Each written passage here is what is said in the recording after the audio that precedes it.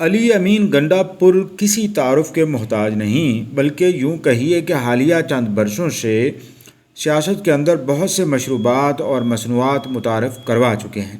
دراز قامت اور بڑی بڑی زلفوں اور مونچھوں والے علی امین گنڈا پور جہاں اور بہت سی باتیں کرتے ہیں، وہاں ان کا گنڈا پوری شہد بھی کسی تعارف کا محتاج نہیں۔ ایسی نشیلی خوبیوں والا شہد جس کی تعریف خود ایک بڑی بات ہے۔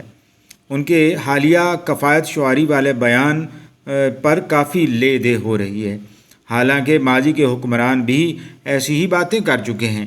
مثلاً میاں نواز شریف نے 1998 کے ایٹمی دھماکوں کے وقت یہ کہا تھا کہ پابندیوں کے خدشات کے پیش نظر ہمیں کفایت شعاری اختیار کرنی چاہیے۔ ذوالفقار علی بھٹو نے بھی ایٹمی پروگرام کا اعلان کرتے ہوئے کہا تھا کہ چاہے گھاس کھانا پڑے، ایٹمی طاقت بن کر ہی رہیں گے۔ سابق وزیر خزانہ اسحاق ڈار نے بھی مہنگائی کے پیش نظر کم مہنگی چیزیں کھانے کا یا استعمال کرنے کا کہا تھا۔ اس پر رد عمل یعنی علی امین کی بات پر رد عمل قول و فعل کے تضاد کی وجہ سے ہے، یا پھر اور بہت ساری وجوہات ہو سکتی ہیں، خاص طور پر مختلف محاذوں پر اور معاشی محاذ پر پاکستان کی حکومت کو جس طرح سے سبکی کا سامنا ہے۔ وزیر اعظم عمران خان اور اس کے معاونین شروع سے ہی جس سادگی اور کفایت شعاری کے دعوے کر رہے تھے، ان پر عمل ہرگز نہیں ہوا۔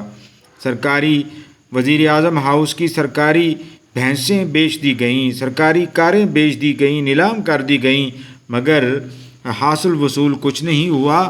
اس کے بعد ہم نے دیکھا کہ وزیر اعظم ہاؤس کا خرچہ کئی گنا بڑھ چکا ہے، اور یہ اس مہنگائی کے پیش نظر بھی ہو سکتا ہے اور سادگی کے دعووں کی کلئی کھولتا بھی نظر آتا ہے۔ وزیر اعظم ہاؤس جس کو سادہ بنانا تھا، اس کے اخراجات کئی گنا بڑھ گئے۔ اب بھلا بیچارے علی امین گنڈا پوری کے خلاف عوام رد عمل کیوں نہ دے؟ وہ ضرور دے گی۔ حقیقت یہ ہے کہ صرف پی ٹی آئی حکومت کی نااہلی نہیں کہ عوام مہنگائی کی چکی میں پس رہے ہیں، اس وقت اور بھی عوامل کار فرما ہے، اندرونی اور بیرونی۔ اندرونی تو افسر شاہی کی سستی، کاہلی اور نالائکی بھی ہے، اور بیرونی یہ ہے کہ آپ قرضوں کے بوجھ تلے دبے ہیں۔ آپ نہ صرف آئی ایم ایف کے قرضوں تلے دبے ہیں، بلکہ آئی ایم ایف کی ناجائز شرائط بھی ماننے پر مجبور ہیں، اور جب یہ شرائط ماننی ہے تو ٹیکس نیٹ بڑھانے کے لیے عام چیزوں پر ٹیکس بھی زیادہ لگانا ہے، اور جب زیادہ لگانا ہے تو مصنوعات مہنگی ہونی ہیں۔ اب یہ مشکل ہو گیا ہے کہ مہنگائی کو کنٹرول کیا جائے۔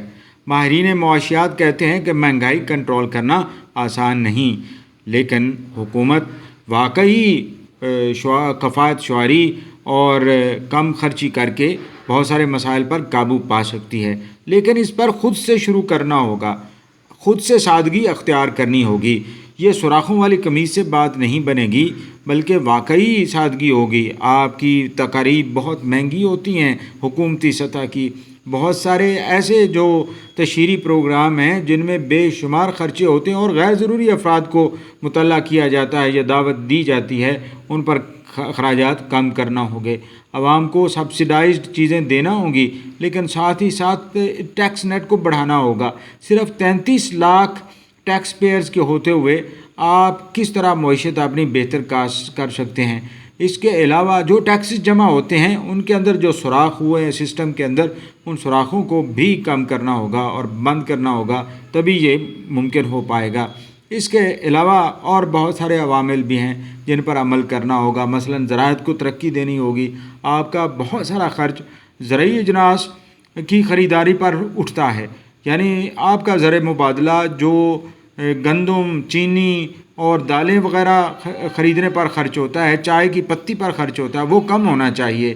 پاکستان ایک اچھا زرعی ملک ہے، لیکن یہ کیا بدقسمتی نہیں کہ ان سالوں میں زراعت آپ کی نیچے سے نیچے چلی گئی ہے، اور بین الاقوامی مارکیٹ میں زرعی اجناس کی قیمتیں بے شمار بڑھ گئی ہیں، اور ان کے بڑھنے کی وجہ سے آپ کا بل بڑھ گیا ہے، اور اس کی وجہ سے بھی عوام کو سخت مشکلات کا سامنا ہے۔